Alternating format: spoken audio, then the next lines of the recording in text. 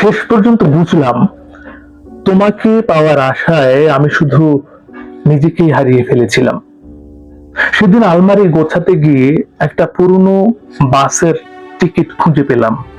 টিকিটটার দাম ছিল মাত্র ৬০০ টাকা, কিন্তু সেটা হাতে নিয়েই বুঝলাম জীবনের সবচেয়ে দামি ক্ষতগুলো আসলে টাকায় মাপা যায় না।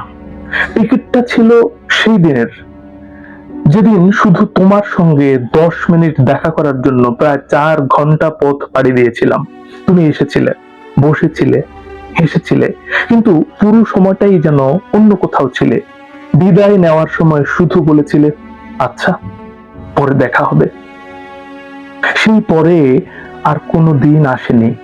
অদ্ভুত ব্যাপার হলো, আমি তখনও বিশ্বাস করতাম আর একটু চেষ্টা করলে তুমি একদিন বুঝবে, আর একটু অপেক্ষা করলে সব ঠিক হয়ে যাবে। সেই অপেক্ষায় আমি নিজের অনেক কিছু ছেড়ে দিয়েছিলাম, অনেক কিছু। মায়ের সঙ্গে সন্ধ্যার চা খাওয়া বন্ধ হয়ে গেছিল, বন্ধুদের ফোন ধরতাম না, নিজের স্বপ্নগুলোকে বলেছিলাম একটু অপেক্ষা করো।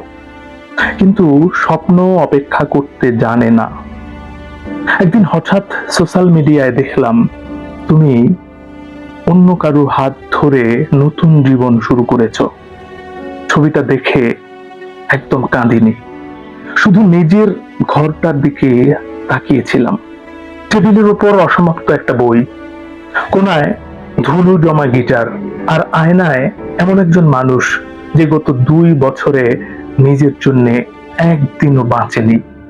সেদিন প্রথমবার মনে হয়েছিল আমি তোমাকে হারাইনি, আমি হারিয়েছি সেই মানুষটাকে যে একসময় ছোট ছোট জিনিসেও আনন্দ পেত, যে পরিবারের সঙ্গে হাসতো, বন্ধুদের সঙ্গে স্বপ্ন দেখত, নিজের ভবিষ্যৎ নিয়ে পরিকল্পনা করত। আজ অনেক বছর পর বুঝি ভালোবাসা মানুষকে বড় করে, ছোট করে না। যে সম্পর্কের জন্য বারবার নিজের আত্মসম্মান, সময়, স্বপ্ন আর হাসি বিসর্জন দিতে হয়, সেটাকে ধরে রাখার নাম ভালোবাসা নয়, সেটা শুধু একতরফা অপেক্ষা। আমি আজ কাউকে ভালোবাসতে ভয় পাই না, তবে একটা নিয়ম কখনো ভাঙি না, কাউকে ভালোবাসতে গিয়ে আর নিজেকে হারাই না। কারণ জীবন আমাকে খুব কঠিন একটা সত্য শিখিয়েছে, খুব কঠিন সত্য। তোমাকে পাওয়ার আশায় আমি আসলে কিচ্ছু পাইনি, কিন্তু যেদিন নিজেকে ফিরে পেয়েছি সেদিন বুঝেছি সেটাই ছিল আমার সবচেয়ে বড় প্রাপ্তি। এবার আপনার কথা, আপনার জীবনেও কি এমন কেউ ছিল যাকে পেতে গিয়ে আপনি নিজের অনেক কিছু হারিয়েছেন? কোন মুহূর্তে বুঝেছিলেন কাউকে ভালোবাসার আগে নিজেকে ভালোবাসা জরুরি? কমেন্ট করে জানিয়ে দিন।